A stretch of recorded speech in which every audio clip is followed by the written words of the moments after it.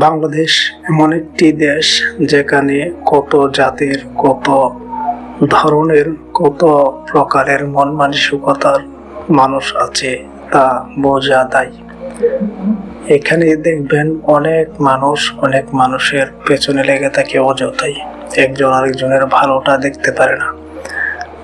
অনেক ধরনের দলাদলি, কুন্দল, রাজনৈতিক দল, উপদল এইসব করে এই দেশের মানুষগুলাকে বিভাজন করে যুগের পর যুগ ধরে এদেরকে পিছিয়ে রেখেছে উন্নত বিশ্ব থেকে।